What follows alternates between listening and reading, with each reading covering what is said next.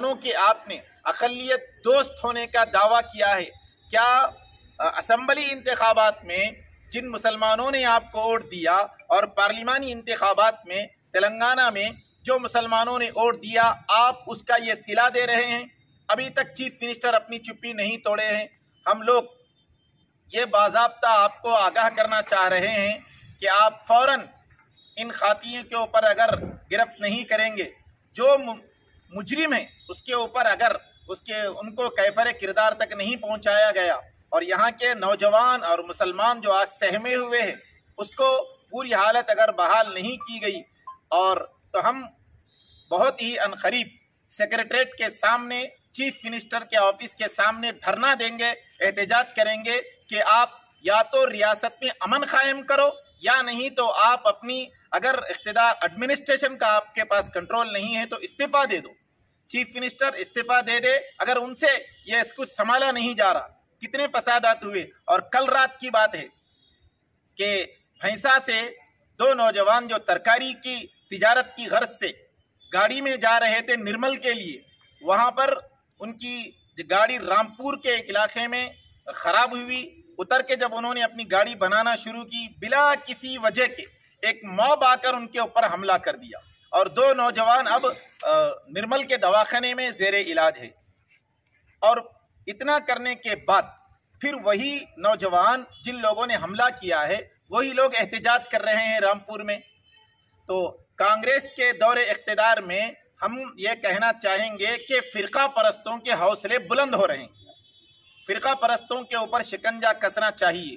जो लोग नफरत का माहौल पैदा कर रहे हैं और तशद्दुद बर्पा कर रहे हैं, उनकी जगह पुरअमन शहर में रहने की नहीं, उनको जेलों के अंदर डालना चाहिए।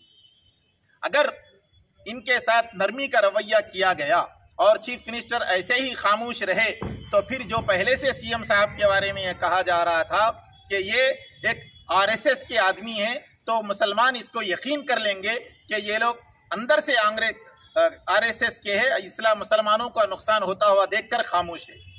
और जब पहले वाली जो कांग्रेस थी, जो हमारे अकाबिरीन बार बार कहते हैं कि लचकदार पॉलिसी की वजह से इनकी तरफ से इनकी पार्टी इख्तिदार से गई थी, और अब ये समझे थे कि अब जो कांग्रेस है राहुल गांधी जी और प्रियंका गांधी जी की क़ियादत में चल रही है, वो बिल्कुल सेकुलरिज्म और मुल्क में दस्तूर को बका के लिए वो लोग कर रहे हैं। लेकिन हमारा ऐसा मानना है कि मरकज़ की जो कांग्रेस है वो कांग्रेस अलग है, रियासत की जो कांग्रेस है वो कांग्रेस अलग है। वो कांग्रेस सेकुलरिज्म के लिए, बका के लिए लड़ रही है और रोड पर उतरी हुई है। तो यहाँ की तेलंगाना की जो चीफ मिनिस्टर रेवंत रेड्डी वाली कांग्रेस है, वो कांग्रेस वही नुकसान पहुंचाने पर जो लोग फिरका परस्त इख्तिदार करने वाले सूबे हैं उनसे ज्यादा यहाँ पर मुसलमानों को नुकसान हो रहा है। चुन चुन के दुकानों को जलाया गया, चुन चुन के मकानात को जलाया गया और कई जायदादों का नुकसान हुआ। तफसीली रिपोर्ट हमारे पास है, हम मरकज को रवाना करेंगे।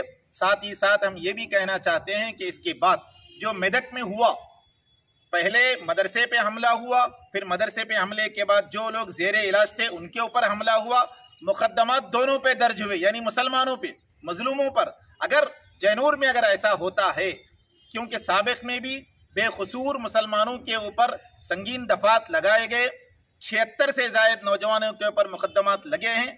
अब अगर आप ये हरकत करते हैं, पुलिस अगर सिर्फ फ़िरका परस्तों को खुश करने की नीयत से जो बेखसूर है अगर उनके ऊपर मजीद मुकदमात अगर दर्ज होंगे तो बसूरत दीगर पूरी रियासत में एहतजाज मुनज़्ज़म किया जाएगा।